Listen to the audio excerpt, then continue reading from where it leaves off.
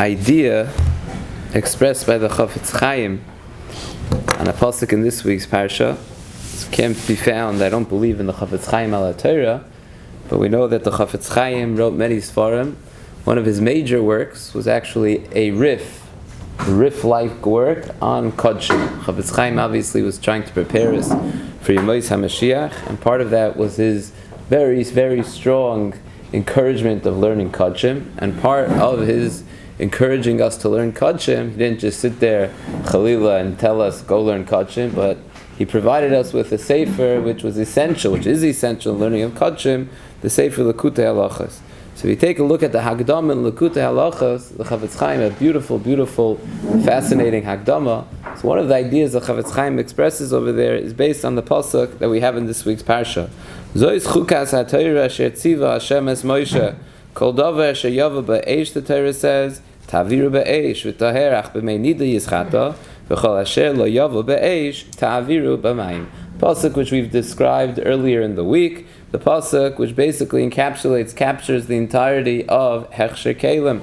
Person is trying to be kasher a kli, which was used straight to the surface with the treif, so then he has to do it by, just like it was used with fire, so he has to kasher it with fire. If it was used with mayim, with a water medium between the treif and the pot, so then he kashers it with water. The basics, the ABCs of Hechsher Keylim. Kiboiloi kach pelto. The way that it was used for the tarfus, that's the way that you take the tarfus out of the walls of the kli. Says the Chafetz Chaim, however, it's strange for this halacha, of all halachas, to be introduced with the phrase, Zois Chukas HaTorah. Zois Chukas HaTorah. This is the chayk of the Torah. Why is this the chayk of the Torah? This isn't a chayk at all, says the Chafetz Chaim. Right? It's very clear why the Torah is mitzvah us. If all the mitzvahs, you had to pick mitzvahs that are chukim, this probably wouldn't even make the list. You know why the Torah is requiring us to kasher the Keylim? Because embedded in the walls of these Keylim, we understand our bliyas, the bliyas of the treif food, and therefore, to expel those bliyas, we have to heat up the kli. What about this is Zois Chukas HaTorah. Comes the Chafetz Chaim with an extraordinary drasha and tells us that really, on a deeper level, what the Torah is trying to tell us is Zois Chukas HaTorah. This is the chayk of the Torah. That the same way that a kli is cleansed, to the same degree a fire is able to cleanse a kli, and water, from a certain perspective, is able to cleanse a kli. To that degree, Torah is able to cleanse the human being, the human neshama. After all, we know that the Torah, says the Chafetz Chaim, is compared to two primary natural phenomena. We know that the Torah is compared to mayim, ein mayim ela Torah, and we know that the Torah is compared to eish. The pasuk says in Yirmiyah, the Rebbeinu Shalom says, Devarai, my words are eish, are like a fire. The Torah is compared both to mayim and to eish. Therefore, says the Chafetz Chaim, that's what the Torah means over here. Zois Chukas HaTorah. On a deeper level, you want to understand Torah just like a kli that is trying to be cleansed, that you're trying to remove all of the treifa, bliyas, everything that is stuck to that kli, you're trying to remove it. The way to do it is ba'esh or b'mayim. Torah has both of those properties. There are times where you have to destroy the bliya, that we do with eish, we burn it up. There are times where the tarfus is not as embedded into the wall of the kli, and that's enough to be taviru ba mayim. Both Torah has both of these properties. If you have a Yetzirah, a Chet, which is embedded in your personality, Torah is able to remove it, like Eish. If it's something which is not yet embedded into your personality, but it's something which is mibachutz, says the Chafetz Chaim, it's stuck on, it hasn't become a part of you, but that too, Torah is able to take care of, just like Mayim is able to take care of it. Torah is compared to Eish and Mayim, just like Eish and Mayim are the two cleansing, the spiritual cleansing, natural phenomenon. When it comes to Keylim, the same thing is true when it comes to the neshama, and that's why the Torah is compared to both of those cleansing natural phenomena. What always bothered me about this idea from the Chafetz Chaim is, it's a beautiful idea. The Torah is Eish and the Torah is Mayim. But if you take the mashal to the logical conclusion, we know that everything is included in Eish. If a person does what we call libun on a kli, so it burns up the entire bliya. There's no need to do hagala. If something could be cleansed with hagala and a person does libun instead, it's fine. So once the Torah is compared to Eish, if you're talking about madregas over here, so once the Torah is able to compare to Eish and able to eradicate any negative force, any spiritual bliya, if you will, so bechlal masayim mana is compared to Torah. What's added by Chazal, by the Navi, comparing Torah to water? It's bechlal masayim mana. So I believe that the idea is as follows. Really, the fact that the Torah is compared to both Mayim and Eish is somewhat of a paradox. Mayim and Eish can't coexist. They are the opposite. They're the polar opposites in the natural world. A Mayim can't coexist with Eish. Either the Mayim puts out the Eish, or the Eish takes control and dries up the Mayim. To have one entity, namely the Torah Akdosha, which is compared both to Eish and to Mayim, is a bit perplexing. Obviously, the comparison is drawing a mashal for us to understand from our physical world. In our physical world, you can't have two things which are more different. You can't have anything which is both Eish and Mayim, right? That was the nace of the Barad. It's impossible in the physical world. So what does it mean that the Torah has both properties of Eish and properties of Eish and properties of Mayim? I believe the idea perhaps could be as follows. You're correct. The Eish and Mayim in the physical world are paradoxical. They're mutually exclusive. They can't coexist. Both Eish and Mayim could be used as both constructive forces as well as destructive forces.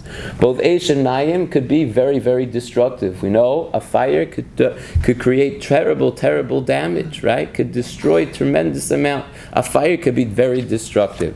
Mayim also is able to be extremely destructive, right? We know well in this community, unfortunately, how destructive Mayim could be. So both of these could be terribly destructive and negative forces. And in fact, that's why both of these things are compared to the Yetzer Hara. Vilna Gaon points out in his Perush and Mishlei, the Yetzer Hara, not only the Torah, the Yetzer Hara as well, is compared to both Eish and Mayim. Remember last week we discussed the two types of Yetzer Hara. According to the Vilna Gaon, there's the Yetzer Hara of Taiva, there's the Yetzer Hara of Gaiva. Says the Vilna Gaon, if you look through Chazal, you see a Yetzer Hara which is described as Noira, as fire, and you see a Yetzer Hara which is described as Mayim. Why? The different Yetzer Haras are attacked from a different approach. The Yetzer Hara of passion, of lust, of desire, of Taiva, that's a fire. The Yetzer Hara of Gaiva, of Kas, cooling off, I don't have to be so involved in the Rebbeinu Shalom, what it's all about me, that is the Yetzer Hara of Mayim. They could both be very, very destructive forces.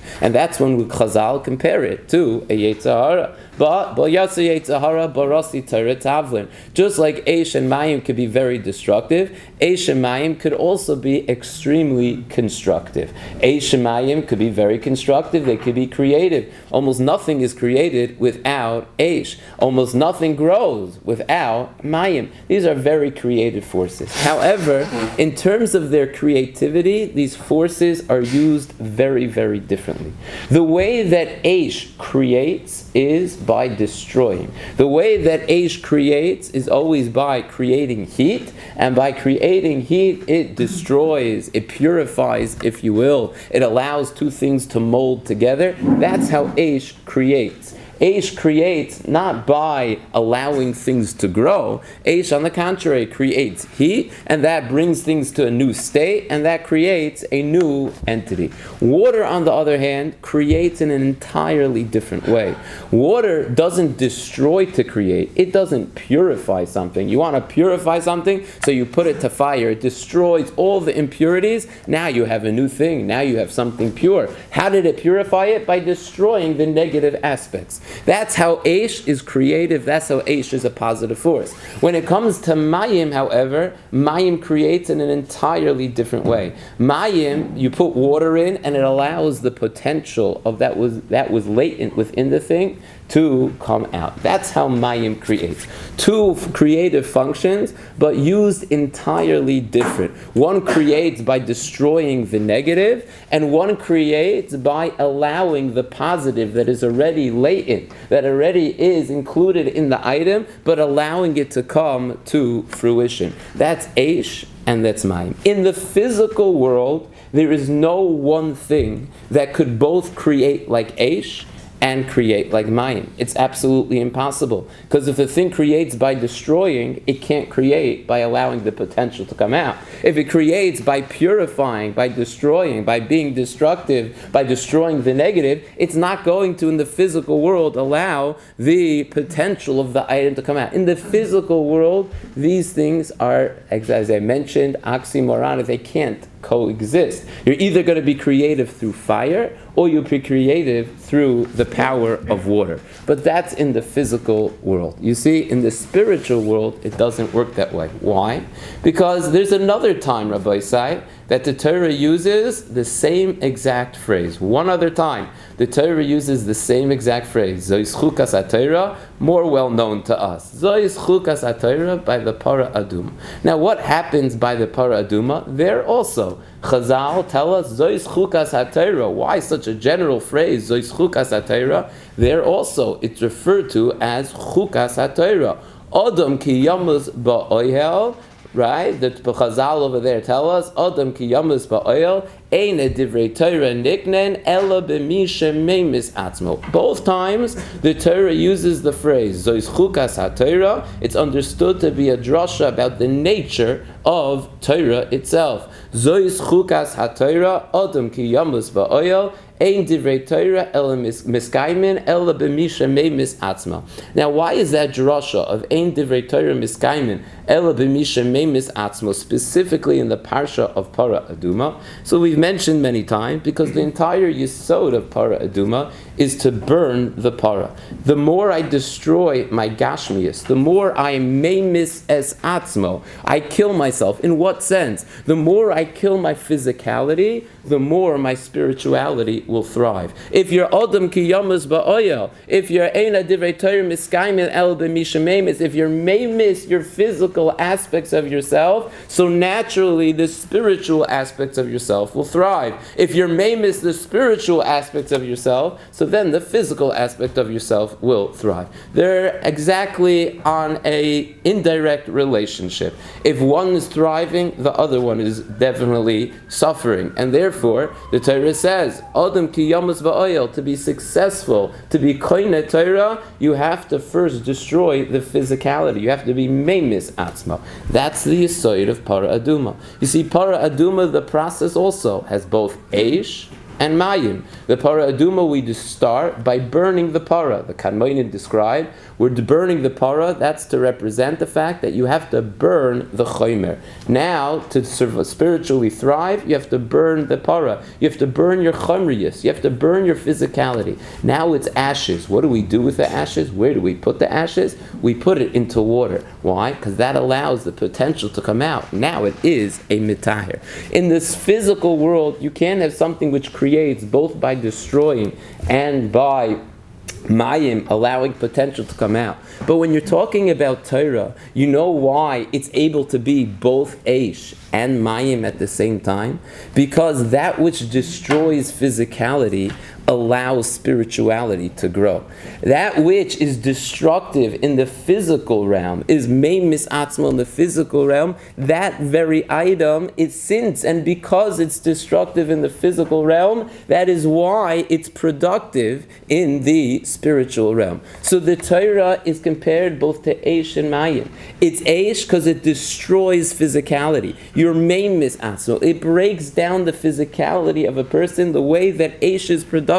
It purifies, it breaks down your chomriyus, your physicality. But at the same time, it's mayim. Not in the physical world, but for the spiritual world. Since we're talking about the spiritual world, the Torah is telling us, you know why Torah is nimshal both to Eish and to mayim, because the Torah is able at the same time to create through Eish and create through mayim. How is it possible? They're the opposite. They create in totally different ways. No, but when it comes to spiritual growth, that comes through physical destruction. And therefore, if the Torah is able to destroy our physical tendencies, it's able to eradicate our physical desires, moshcheyu lebeis medrash, it's able to take the para, the chomriya shabai, and we're able to burn it and destroy it with the Torah breaks down our physicality in the physical world, then by definition, it will blend, it will be water to help foster growth in the spiritual realm.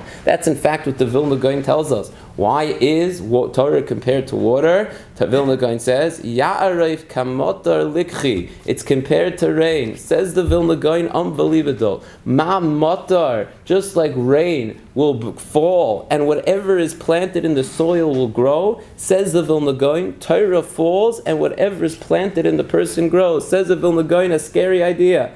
If the person has bad midos, the Torah will help those bad midos grow. If a person has good midos, the Torah will help good midos grow. Why? Because you have to destroy before you could help grow. The Torah has the ability to be both Eish and mayim. It could destroy the chomriyas, it could destroy the physicality, and at the same time, it could foster spiritual growth. Something which in the physical world is absolutely impossible. The both creative acts are diametrically opposed, they're mutually exclusive, impossible for them to coexist. But you see from the two zois chukas HaTorah, both of them including both Eish and mayim, both of them comparing the Torah to Eish and mayim. The choik of the Torah in essence is, to the extent you destroy the physicality, to that extent you will foster and engender growth of spirituality.